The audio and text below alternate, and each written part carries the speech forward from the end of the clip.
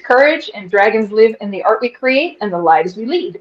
I'm Carla Morrow of DragonLady Art, and with me is my co-pilot and dragon rider extraordinaire.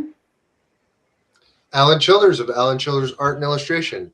We're here to talk about the dragons we face, the treasure or the booty we're after, and the wondrously weird journey of life.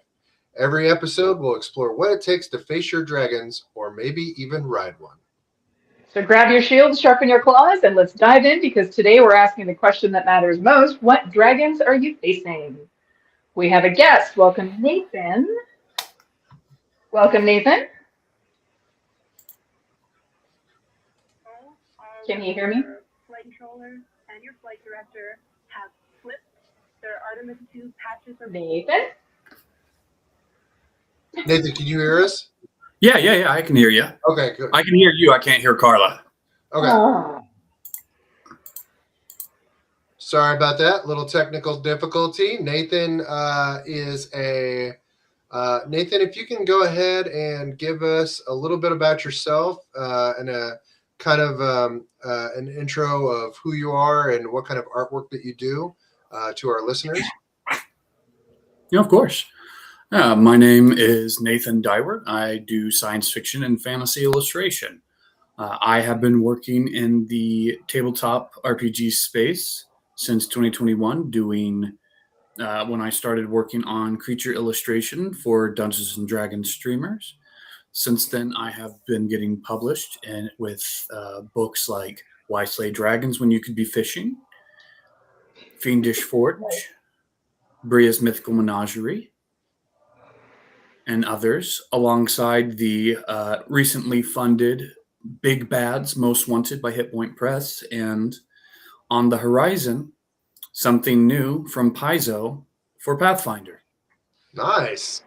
That is so exciting. That's you're awesome. creating an extensive library of work there, of being having your work being published. That's pretty awesome.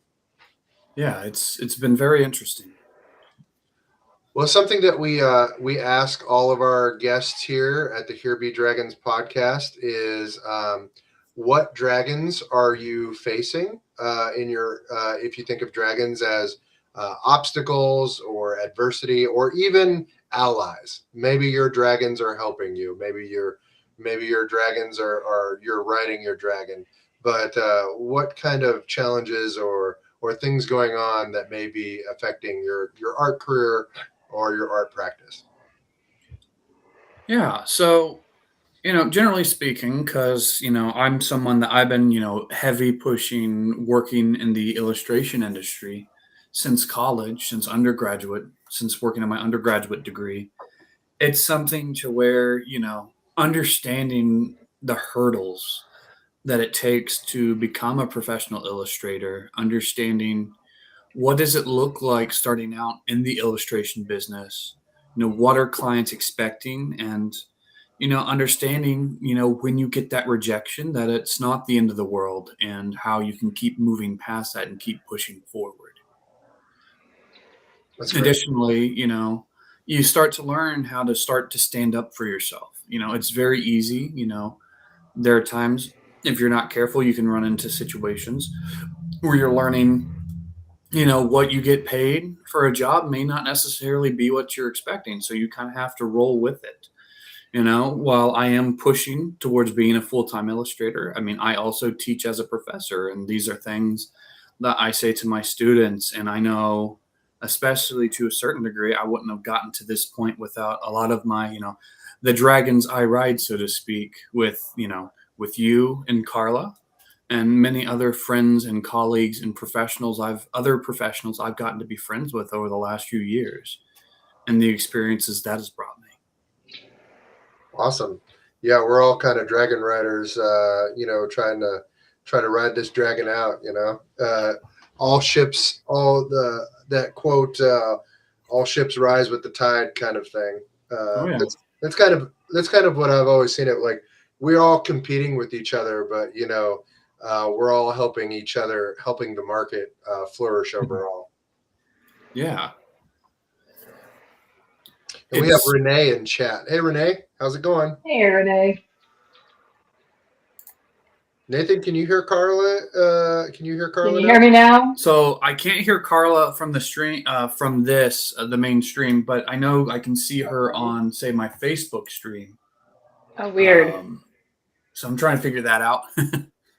It's all right. But I know Could that's a be little bit anything. behind time-wise, so I Yeah. don't necessarily want to wait, 5 to, however many seconds behind on what Carla says. No, That just means I Alan don't gets know. to Let say me everything. see. no, I get to You're say leading the whole line. I'm just curious, Carla, if everybody at home can hear you. If Hope we so. can, if our stream has can hear you at home. Renee, can you hear Carla on your live?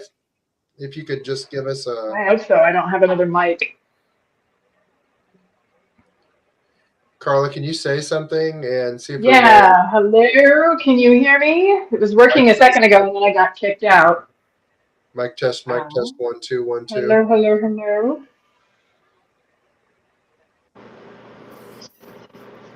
Let's see. Can you hear me? I'm not sure that nobody's responding, so Okay. Renee says she can hear all Okay. of us. Renee can So- hear us all. So Trying. So on the output new side, it's headphones. certainly working for everyone. awesome. So you recently had a piece that was shown at a show in Indiana, correct? Yes.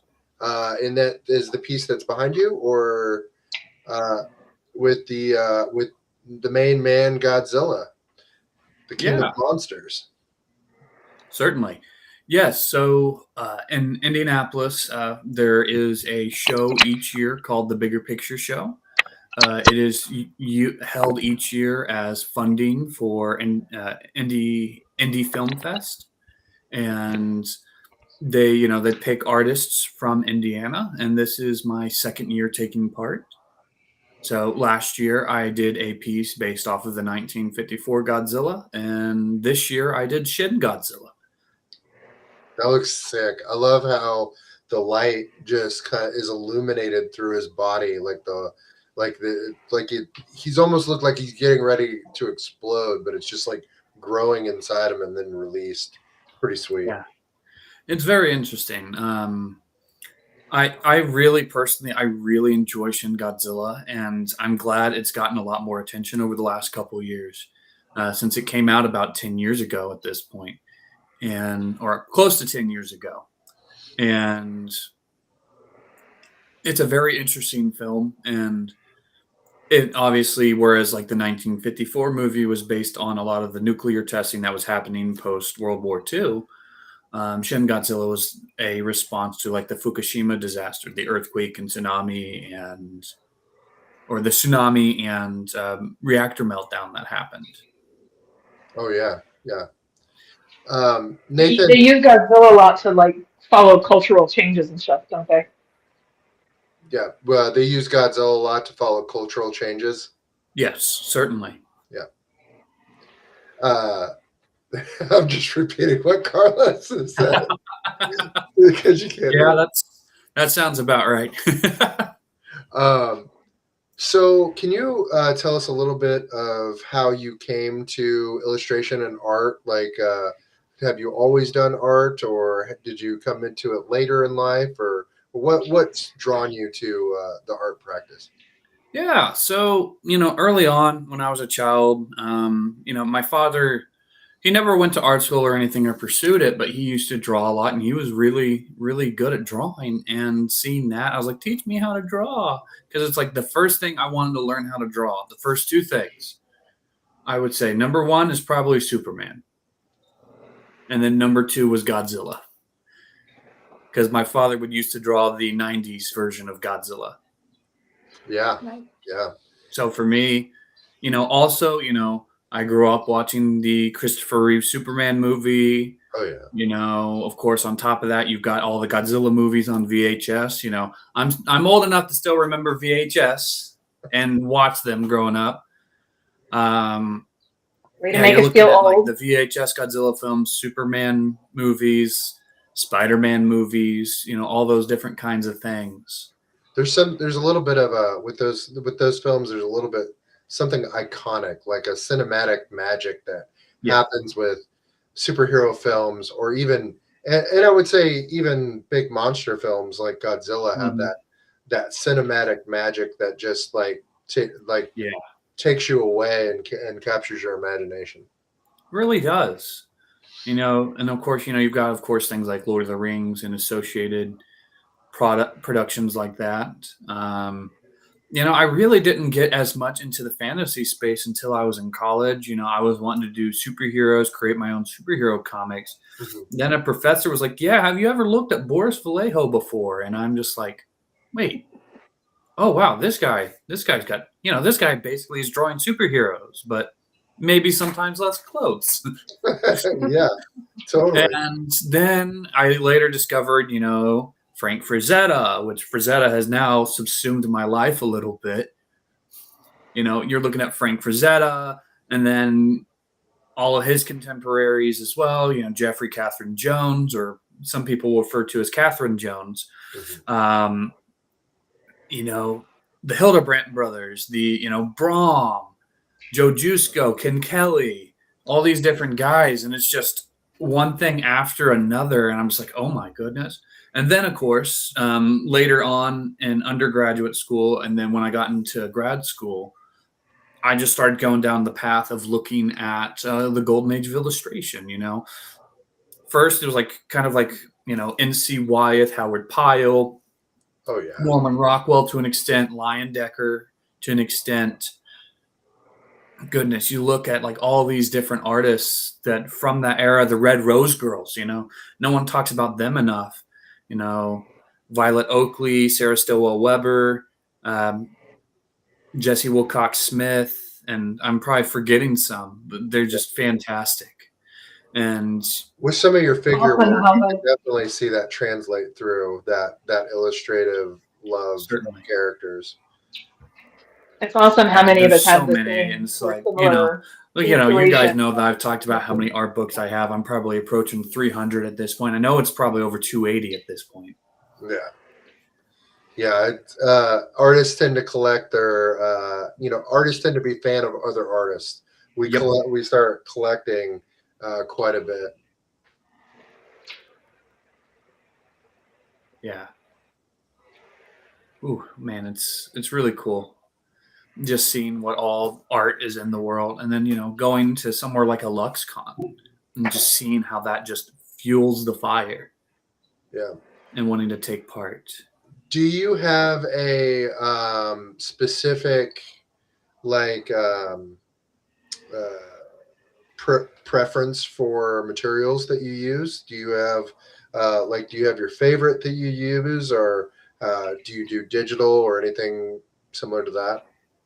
Yeah. So obviously, working in RPG spaces, especially early on, and working in the more third party and independent companies, they all were very much about just doing digital. It's faster. It's for them, it's cleaner and stuff like that. And then now that the Hit Point Press job that I recently did, and moving on to Paizo, turns out you can pretty much do whatever if you can do it well enough for their standards. They'll take it. Nice. So that's what it's really nice. I can start pushing traditional illustration more, and obviously moving forward, I'm going to do a lot more with oils. Nice. Um, so that's kind of the goal, is to transition fully into traditional illustration with doing oil painted work. Yeah, the oils have like a really rich luminosity with, that just kind of like glows up through the layers, and really just like makes figures pop really well with it. Like I've been just watching. Sometimes I'll just watch reels of people oil painting and stuff, Oh and my it goodness, yeah. just Yeah, because it's like, goodness, have you ever, like, one, of course, that I love looking at is like Greg Manchess, watching his videos where it's just like, just, and then, oh, there you go. yeah. And it's always a shock to see that sort of thing. I've been watching Anne Gerard or Stegman. Oh, Annie Stagg, yes. Yeah, Oh my gosh, yeah. they're like She is amazing. Yeah, I've been watching her put like just how like the littlest details that she gets down into the details is pretty amazing. Can you hear me now? It's crazy. And, it was, it's so cool to see that stuff. And that's what, you're talking about like richness and stuff. I just sent off a set of giants I did for a company called Troll Lord Games. And they, the guy who's like the art director, it was like, these look excellent. The oils grant a certain richness to them that I just love. And it's just like, there is just something about working in oils to where you can really play with color and luminosity and things that digital sometimes just can't, you can't seem to get. And then it's like, there's almost a certain dullness with when you're doing, like if you did something in digital first, but then you did it in oils, you can tell that there's like a difference in how it looks color wise. Yeah. There's like the darks seem to be a little bit more richer, and the chiaroscuro really comes across very, very richly. Whereas like with digital, it's just like, it's black. Yeah, and I mean, obviously there are people who can pull that off in digital, and the people who are really skilled with digital can pull that off. And I know it's something I could certainly do, but it's just, I don't know. It's digital. I mean, I've spent years working in digital, and it's the feeling. It's just the feeling is a really important thing for me. Mm-hmm. And it's. Sorry to interrupt, Nathan. We're going to give Carla a little bit of a chance to react to some of the things that you've talked about. Like what you had mentioned something, Carla. Sorry, I'm having to mitigate the conversation here or referee it. I think the best thing we can do is like restart. Would that restart work? the whole stream? Yeah. Okay. Let me see if I can mute on this side so I can hear Carla on. Hold on. Well, because then there's a delay. Sorry, Let me guys. see if I can hear Carla on the live, because I'll just pull up Facebook Live. Okay.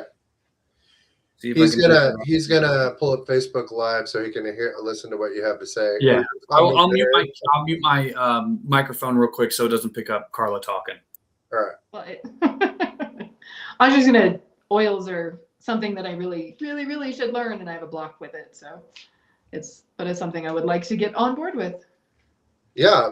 I've been thinking oils would be really great to start like small pieces of oils and then build up to like maybe bigger pieces. But yeah, I'm intimidated by oils too, even though I know I've done oils in college a little bit, but just jumping back into it seems a little intimidating when you really want to make quality work.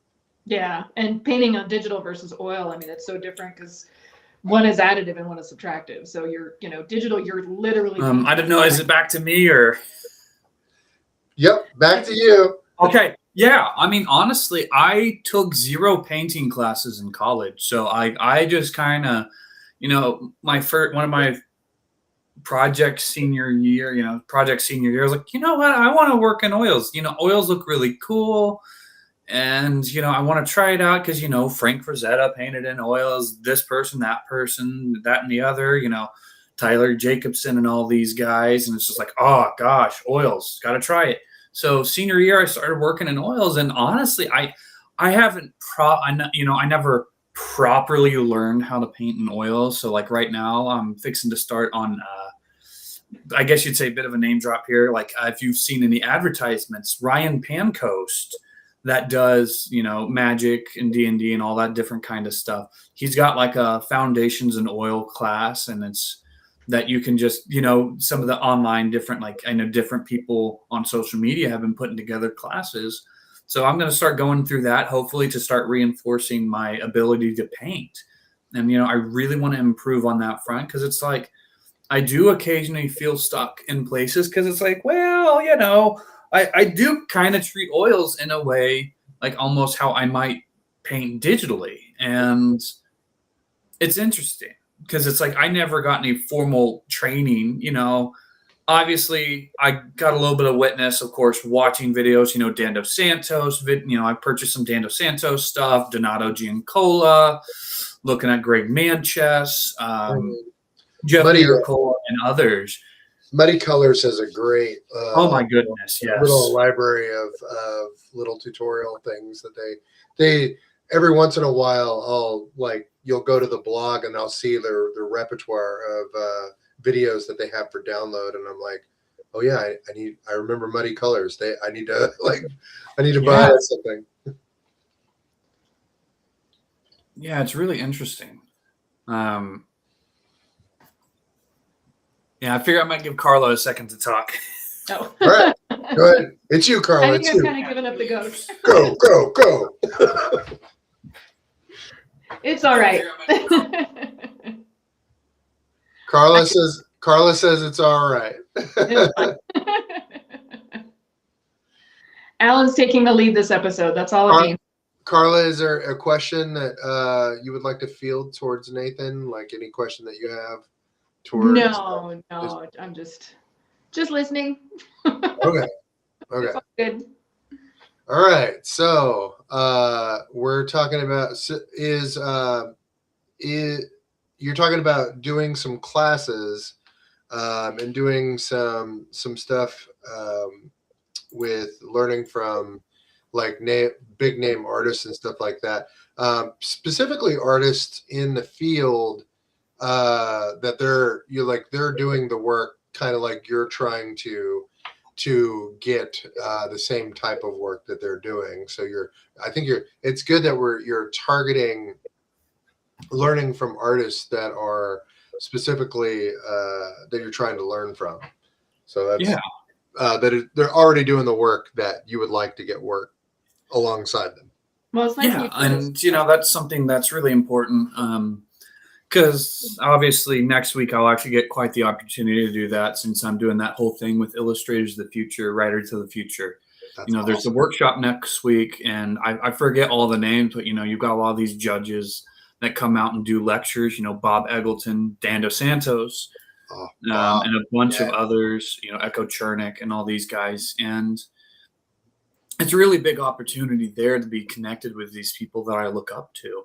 Yeah. And so obviously, definitely, it's really important for me to learn modern techniques from these guys. But, kind of how I mentioned, where I look at Golden Age illustrators, something I want to start doing more is more like, the sort of master copy, master study type work. Right. Everyone, of course, looks at John Singer Sargent. But for me, it's also a bit of an academic thing where, in my master's thesis, I straight up had a section dedicated to breaking down what works and what's happening in artworks from Golden Age illustrators, and trying to apply those things that I like to modern fantasy illustration, Mm-hmm. and some were more successful, some weren't as successful. Like I've got one that's like, I like parts of it, but like the material did not cooperate with me, because it's like, turns out you don't do gouache on board. That's what, and I can actually pull it up here it was actually really well liked. It just doesn't absorb well. In some ways, because I was looking at Jessie Wilcox Smith, and the big thing for it is this idea of her mother and child pieces, Mm-hmm. Understanding like how when you have a parent and child in illustration, that you're looking, that parent is like, they're all focused on the child, even though the child is looking elsewhere. And I was trying to put together a sort of like fantasy narrative. I have some other illustrations that, like this is something I haven't posted publicly just because I'm not the most happy with it. Right. But like looking at this illustration, Oh yeah. Nice. Taking a look at that Jessie Wilcox Smith with how she does a blend of charcoal, gouache, and oils, which oils on top, charcoal and gouache underneath. Mm-hmm. But the entire time I was working on this, the gouache was literally just chipping away or fading away. Yeah, I can see because of the material. So it was a very interesting thing, and we're approaching over 2 years since I did that piece. So it's like, now there's a lot of techniques and stuff I figured out since then. I was like, oh, this is how to approach it now. I think that's a strong. I think that piece materials wise may not have worked out, but I think it was a strong composition. Yeah, I felt it was really Definitely strong narratively. Yeah, you could revisit that in the future and definitely reuse that piece. So Yeah, I really want to. I want to revisit it at some point and maybe not use the same materials. Maybe stick to all oils. yeah. Stick to all oils and maybe even just paint directly on top of everything and redo it that way. Oh yeah, that would be. Yeah, I already have the underpainting ready to go. Exactly. Yeah, because there's something about that piece that I still love that piece, and that's the hard thing with doing those kinds of illustrations is that like companies, RPG companies are more into more active and intense illustrations, whereas I really love those kind of pieces where it's peaceful, the daily life. Everyone talks about Rockwell and the Americana aspect of his work. I love that kind of thing, but I'll be darned if, RPG clients, they're like, we got to have the intense thing. We got to have all the intensity going on. It needs to be like a metal album every time. Yeah. I mean, don't get me wrong. I literally have a Frazetta Molly hatchet back there.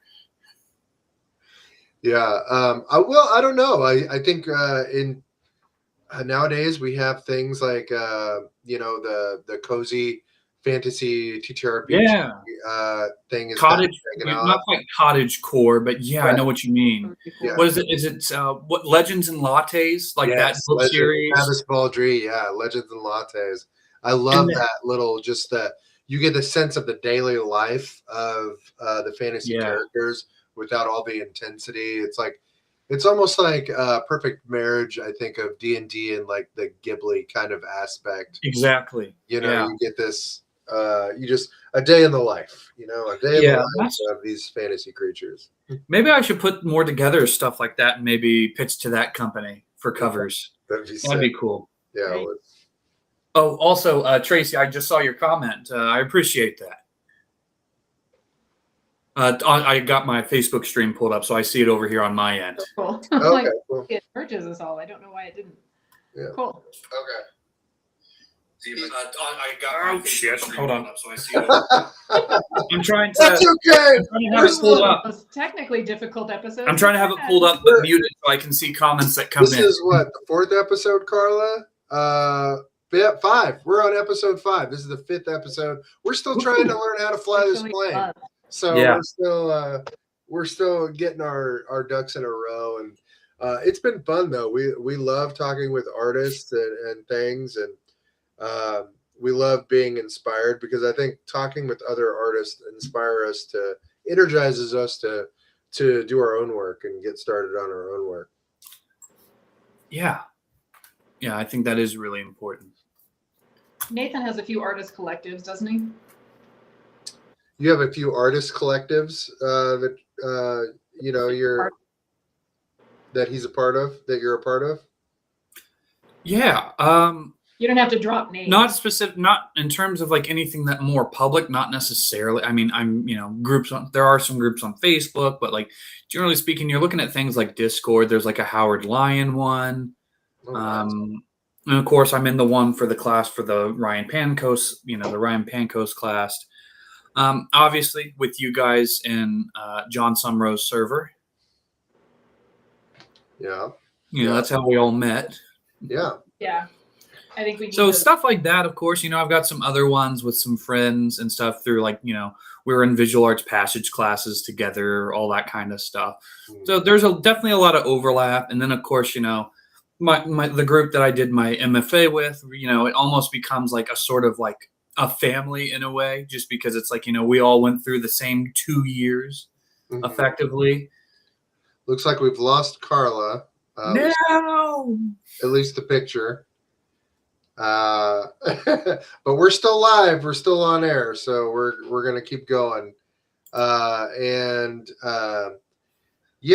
It's one of those things where I feel like, so there's a lot of things going on with illustration right now with, people are clamoring to try to get work, and some jobs are being taken away, or being mitigated, by, the we'll just say it. It's AI. AI is taking a lot of jobs right now, or even just saturating the market to where, it makes it seem like they should be paying artists what they deserve.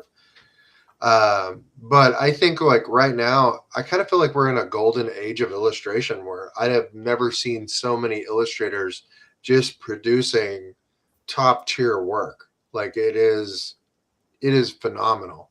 And I love seeing how many illustrators are out there, doing work, creating, and just trying to, and just, giving the finger to AI as long as we can. Yeah. Yeah, that is very interesting, and that's a very true thing, because it's like, it is fortunate, obviously, the companies that have spoken out. Now, obviously, you look at, say, Wizards of the Coast, they kind of had a couple missteps with some advertising that they had paid to get done, and that had AI in them and stuff a couple of years back, or a few years back, however long ago back it was. Fortunately, they've kind of since then be like, hey, we're not doing that anymore. Fortunately for us fantasy artists, that some of those protections are being put in place. Sadly, you do get some missteps, like with the recent illustrated Game of Thrones. Oh, no. Yeah. Tell me it's not true. Oh, no. It was a big ordeal. I know George R.R. Martin was not happy. Well, and so many in some instances you see some illustrators that have kind of like bought into the train, so to speak. I'm not going to name drop, but we know who you are. We see you. Oh yeah, I know there's some that still have a level of popularity to them that are just straight up. They try to say that, oh yeah, no, I painted it in oils. Look, but you can see that it's AI over top. Yeah, not naming names, but you know who you are. Well, and even if it's not, here's the thing: they're being supportive of AI because they're not being affected yet. It's not hitting their bottom line yet. Exactly. And as soon as it does hit their bottom line, their tune is probably going to change. Yep. And, fortunately, because, Welcome back, Carla. Oh. I'm sure. I still don't see Carla. I don't know what I'm doing. Maybe I did something wrong here. No, she came back on video on my end, so I don't know. You can try popping in and out. Maybe I'm doing something. Hold on. Nathan, you can try popping in and out if you want. Yeah, let me do that real quick. Hold on. All right. Boop. We'll see if that does it. Welcome back, Carla. Thanks. You just did you have to reboot your iPad? No. There we go. It's working now. I can see and hear Carla. You can see and hear Carla. Great. Well, wait. Now Carla can't hear me. You can't hear Nathan now? No. What the shit? Carla, go back out and back in. See if it does it. Maybe I'm jinxing it. I don't know. We're playing hot potato. Well. We're playing hot potato with jumping back in and out of this restream. This is great. I love this game. Oh, got a message from Alex. Hey, Alex, how's it going? Hey, Alex. Normally we can see people's. Have you tried turning? Oh yeah, Ben. Ben says, "Have you tried turning it off and on again?" He's on Twitch right now. Yeah, that's what it's supposed to be streaming on my Twitch, but like I don't use Twitch ever anymore, so it's like I have no clue. Okay. Can you? There we go. You're Carla. Oh my gosh, we're back. Yes. I don't give two shits about cussing this episode. Fuck yeah. Fuck yeah. On this one, I don't care. This is the part where it's gonna get rated R about halfway through the episode. Right. I'm gonna slap that E on it. It'll be fine. Right. Ah, great success. Amaze. Yes. So yeah, we while you were out, Carla, we kind of discussed AI a little bit and just how it's affecting the market and things like that a little bit. So, but also that I've never seen so much great work being produced Yeah. than right now. It's like really flourishing, like everybody's brushing up on their traditional skills and just, Yeah. you know, there's I've said it before and I'll say it again. AI can't really advocate for itself. And the people who are, inputting the data, inputting like what they want AI to do, they don't have the imaginations to ask AI to do it correctly. So I don't know what makes a good picture. And I mean, AI only learns off of what you put on the internet. So the more of us that like jump ship and go to traditional and just don't post good quality images, the less it's going to have to work on. It's going to be pulling off of crap green. something that you did with your Godzilla piece, Nathan, I really enjoyed because I tend to just immediately show an entire piece, but you really like put teaser segments out there for a little bit. Yeah. And I kind of like that. Like you just when it there's a comes to slow poster reveal. stuff, when it comes to poster stuff like that, it's like, you can show sneak peeks, but you can't show the full thing yet. So it's like, okay. Yeah. So I did some sneak peeks throughout. Well, so and that I was think really that's cool. great for other pieces too. Like, hey, you like here's like because you're getting more traction out of that one piece than just wham bam putting the piece on and then you're one and done. You're getting a lot more posting traction from that as far as like social media and your marketing. Exactly. Yeah, and that's been nice seeing some of that stuff come up. I'm not the biggest fan of using social media and stuff just because it does feel like at this point, as far as us artists go, it feels like Facebook has been just the number one place for us. Yeah. It's weird because everyone's like, yeah, use Instagram. But then it's like, if you're not someone with hundreds of thousands of followers, you may as well, honestly, oddly enough, Facebook has been the place. Most artists that I'm connected with at this point is mostly because of Facebook. So many people that I've just met through Facebook.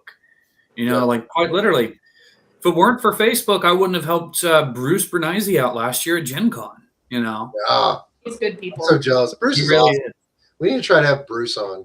Bruce that'd is be cool. great. For sure. He does his own art podcast too. So that's right. Yeah. So I really love that. Like, there's so many people like talking about art, and that's another way to advocate for ourselves is to talk about art, our love of art, and this is a profession as well as a craft. It's a lifelong craft that you can come to it at any time and invest your time and energy into it and learn a valuable skill that will help your imagination flourish and help you, visually tell or orally tell stories. Art is kind of transcendent in that way. Well, and it was kept under wraps for so long. I mean, for so long you would have, even D&D and whatnot, you had the home studios that they hired artists and you never saw anything but the finished product. Right. And now, we're out there and we can release the finished product, but then we can show progress shots or we can talk to other people about it, things like that. So it's pulling back the curtain in a lot of ways, and social media has been really good at that, which is nice. Yeah, we found a lot of traction so far on Substack too. I have quite over 100 subscribers on Substack right now. Not very many paid, but still, that's quite a few people who are going to be getting like a newsletter or something of that effect when putting that into effect. I need to start looking into Substack as well. That's one that's like, there's a really big push to do, like you're talking about going back to traditional. On top of that, the marketing as well. There's a push to go back to shows and to email lists and try to, because Facebook can shut you down, right? Like at any point they can be like, oh, you violated TOS, we're going to shut you down, and then you lose 10, 15 years worth of work. And the same thing with Instagram, even Substack and whatnot, so going back to an email list where you own it is kind of something that a lot of people are doing again. And it's really interesting because it's like, obviously for me, because I want to start going into a little bit of a partially mentorship route, educational route with things. Cause it's like, having, spent, going on finishing my third semester teaching as a professor, I love it. I like working with people who, especially with, junior illustration students. Oh, see you later, Alex. Hope you have a good one. Sorry, I just saw on my comments. Yeah. Cool. But it's fun. I love teaching. I love spreading knowledge, and for me, I might start saying things that might rock the boat in terms of academia in regards to illustration's place in art history that people don't want to admit. But I love all that, but the problem is, I'm realizing that. Hey, Brian. Hey, Brian. Hey. Oh, sorry. Our friend Brian, who we did the interview last week, Nice. just came in and said hi. Yeah. But yeah, it's really interesting because it's like I love teaching, but sadly, being at the bottom of the totem pole with adjuncting just, Yeah. and it's a lot of work for part-time pay. And that's the traditional academic route, correct? Yeah. So that's what I would love to start getting into, like the mentorship route at some point. Yeah. And I mean, push comes to shove, I may look at becoming a full-time professor, because it's like, you look at a full-time professor and the requirements, it's like teaching similar amounts to what I'm teaching now. And then it's like the quote unquote research that you do for tenure is literally just being a professional. Yeah. Yeah. So for someone like me, that would be perfect. But it's like certain schools, they do like, instead of full-time professor, they do full-time lecturer. And then they make you teach even more classes. And then you can't work as a professional to the same capacity. So sadly, I might be looking down the barrel of this being my last calendar year teaching, depending on what freelance is getting to over the course of this year. So for me right now, I'm just, and that's the thing. It's like, you got to have, they're called, as an artist right now, we have, I went to an artist business class with an art friend of mine, and what they're called when you have like multiple income streams is a portfolio career. So when one dries up, you just kind of open the nozzle on another one and hope that it's gonna bring in as much as the other one.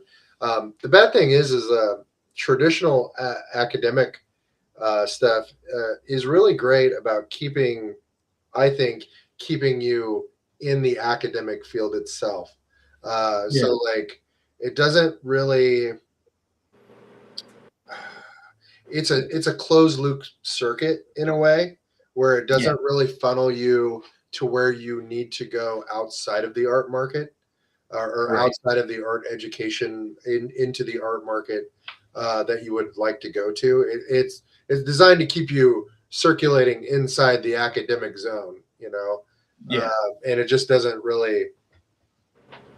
It's a long pay in for very little buyout, or long that way. I'm mixing my words, but well, and it's nice now because there's so many of those big name artists that we all follow and love that do offer classes and do offer mentorships and stuff like that. So you don't need to, and going to art school is just as expensive as any other school. So you're going to go $80,000 to $120,000 in debt for 4 years for a career that they're not going to help you and teach you how to get into the art circuit, as you were saying. So but now, we can go to Smart School or something like that. Schoolism, any of these. And Todd Lockwood or whomever, and get those classes for, $1,500 as opposed to $120,000, and learn exactly what we want to know to, move towards our goals. So. Yeah. Oh yeah. And you're paying less, and you get the exact specific kind of. That's true. You want to learn. Yeah, because the thing is, because I'm probably one of the few that actually tries to, like, because I teach junior illustration students right now. I'm just like, hey guys, this is the expectation of what things look like in the field. So like, you're wanting to do, say, if you're doing character stuff like I do for games, you've got to be able sometimes, depending on the demands of a client, doing at least one a week, or trading card illustration stuff. When I did the trading card illustration work back in August, I had to do 6 cards in like a month, like 4 weeks plus some change. Wow. And let me tell you, it's a lot. And, they only had to do 2 in like a little over 3 weeks. And it's like, guys, this is the expectation sometimes. And the thing is, depending on, the pay of these industries, you have to work start developing a certain amount of efficiency to be able to handle these things. If you're wanting to go full commercial, and digital cut so much legs early on is, sitting down and being able to work anywhere, especially now with the iPad and Procreate. You can work faster, you can make changes faster. If an AD comes back and says they want something changed a different color, you just go to the layer and change it, and it's done. I mean, we're seeing that a lot in licensing too. The turnover is higher in licensing. So, working digitally makes more sense, because when the company comes back and says they want this in a different color or a different shape, it's easier to do it digitally than it is to try to repaint an oil painting. So.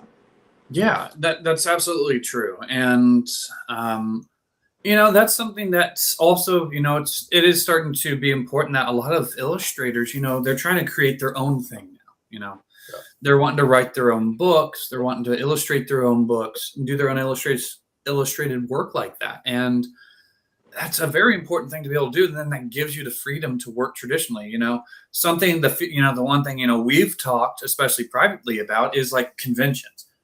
I've had trouble in the convention space because it's like, sadly, just the expectation of starting doing conventions is so hard. Mm-hmm.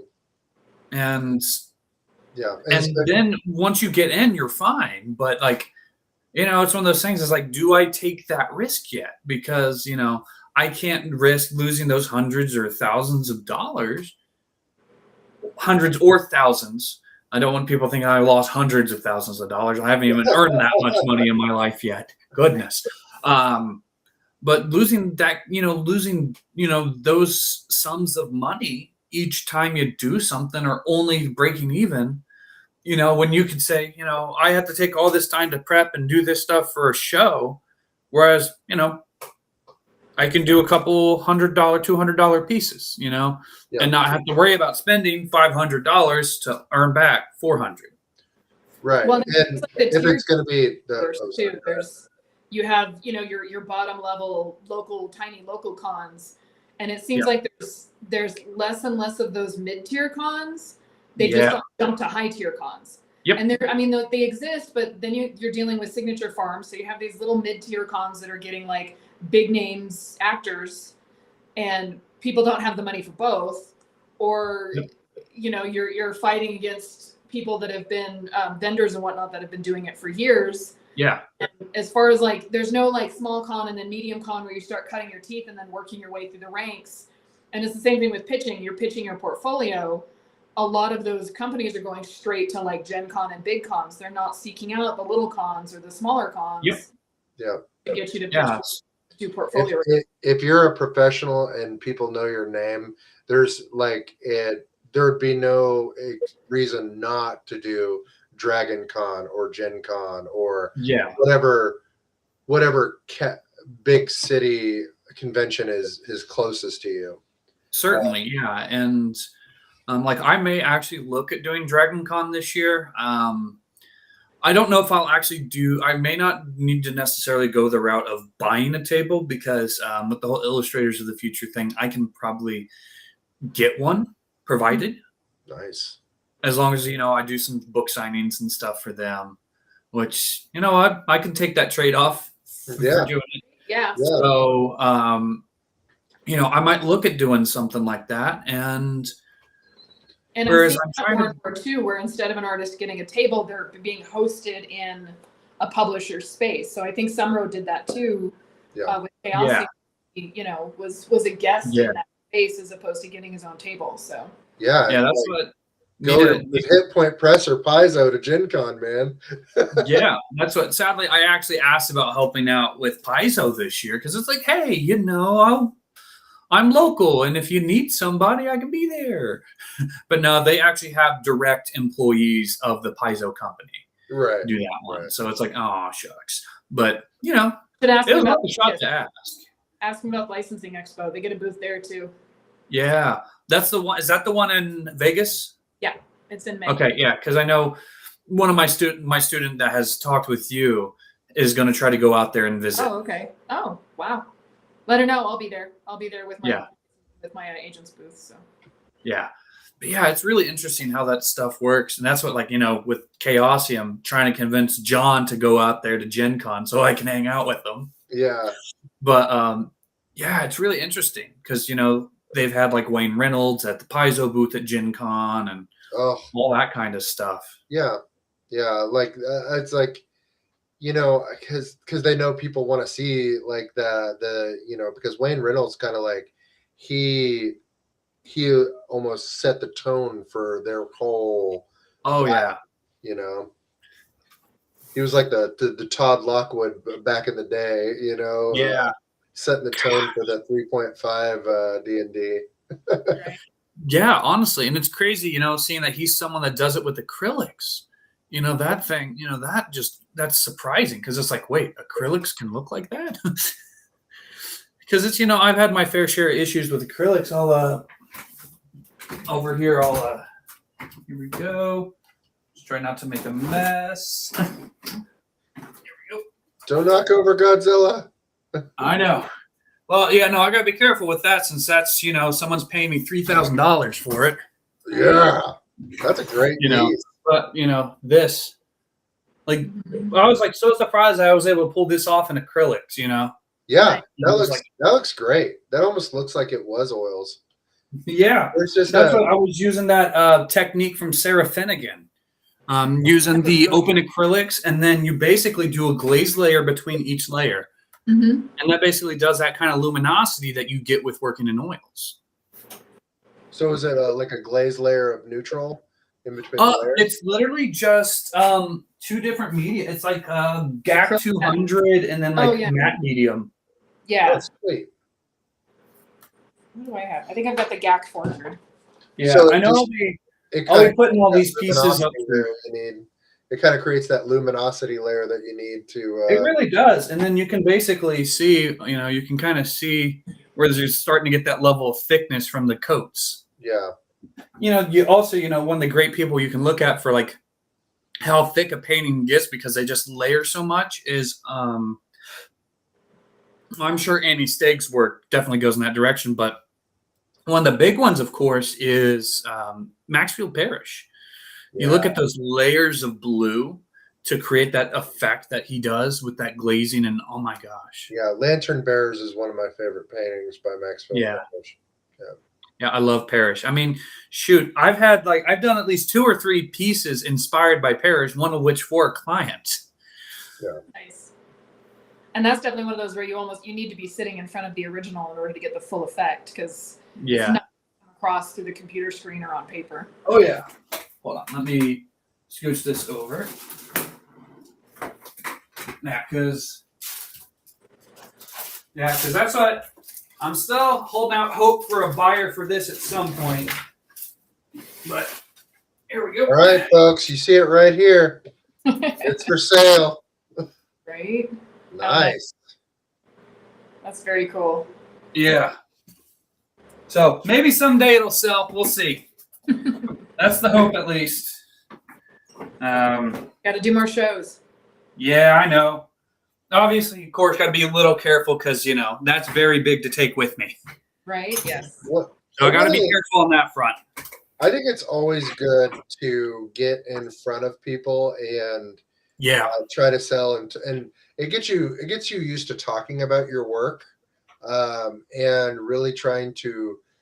When they see your love for the work and stuff, it almost it comes across, and they sometimes it's like going fishing. I just let them I let them connect to the piece, and then they're just I see that little sparkle in their eye, and that covetous they get covetous a little bit, and then I'm like, oh yeah, I gotcha. Yeah. With kids, it's really easy to see. With adults, they get like a little more reserved, but I can always tell when somebody's vibing with the piece a little bit. Oh yes, the lustful gaze, so to speak. I must have it, my precious. That's when Yes, they exactly. put it in their hands and then they can't put it back down. Yeah. Yeah, go ahead and hold it. Just yeah. Oh yeah. Yeah, because that one, and then obviously, because I'm waiting on the check to come in the mail, because it's I'm selling both Godzilla pieces. I've got the other one framed, ready to go ahead and pack away before I mail that one out. Nice. Ugh. Oh, look at this beast. Oh yeah.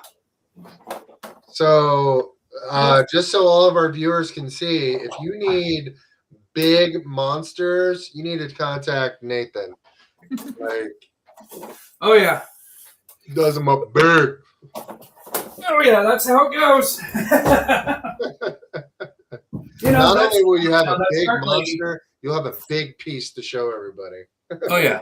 And that's that's one of my goals right now is to start doing official Godzilla work and working on Godzilla comic books, doing covers for that, because like goodness gracious, you see all the stuff coming out from IDW right now, like Sonic the Hedgehog and Godzilla. I'm just like, who would have thought that'd be a thing that exists? I'm just Also saying. looking at Marvel and Full DC. 34. Yeah. See, your two Nope. mashups. Nope, not Superman and Godzilla. We'll Yeah. get the Godzilla and the Superman from the old time frame and have them go at it. Yeah. Like a really classic look. Oh yeah. And then gosh, there's so much that's like right now that's on my plate and like what I plan to do, because I've got like 6 unfinished pieces right There we now, go. and it's just like, oh god, I got to get to it, but it's like first I got to finish up what's paying me. See, You know. I feel like those are good problems to have, though. It's good to have good to have a backlog when you're making this your career. Well, Yeah. how are you balancing personal work versus paid work? I'm not. Okay. Well, I might occasionally take some time. Prioritizing paid work. Yeah, it's pretty much focusing on the paid work all the time.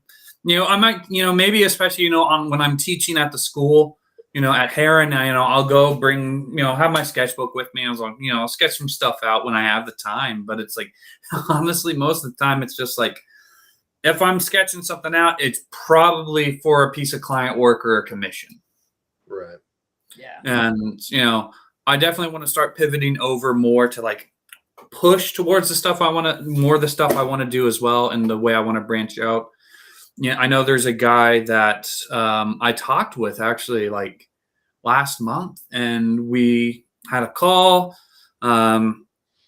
He does like comic art representation because they're doing this like new Ben 10 comic, and the guy I spoke to is representing the artist who's been doing that. And he's like, yeah, you know what we could do is like, I will commission you to do a Conan piece to kind of bridge that gap from fantasy to comics. So it's like, yeah, why not? Let's do that. So I might be potentially doing a Conan piece sometime in May. Oh, cool. There's other client stuff that might be coming up. I can't really talk about publicly until I know I'm allowed to talk about it publicly. Right. Alan, we've talked about it a little bit. Some NDA. Yeah. But and that's what you got to do is you got to take on as much client work as possible until you get it really is the case. Traction. Yeah. And Well, then at some point in time, like, find time to develop your own IP and develop your own thing, or maybe work with Carla and do a Godzilla themed Oracle deck. That would be interesting. Well, the thing is, I'm going to make sure that's something that has permission from Toho, because you do something without their say-so, they're going to hang you out to dry. Well, some things are better at licensing and franchising than others. Clearly, they're good at licensing with how many, like Godzilla's on everything right now. Godzilla versus Shakespeare is one of the latest ones. Oh my goodness. Nice. Like, what? If Godzilla does not show up in Mortal Kombat, I'm going to be disappointed.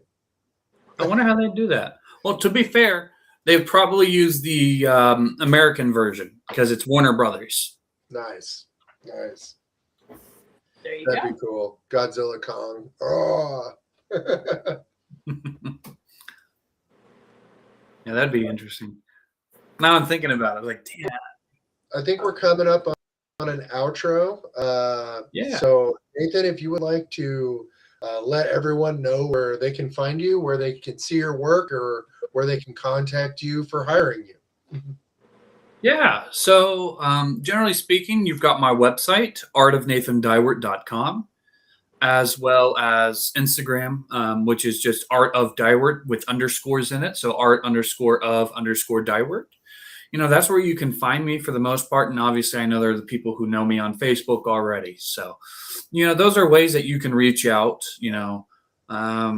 Generally speaking, at this point, obviously, I'd love to do commissions. I'd love to do private commissions at some point, but if you guys can't tell, I'm very much stacked up right now with client work and Pathfinder and all that stuff. But all good problems to Worried have. about it, so. yeah, The tide changes quickly for sure.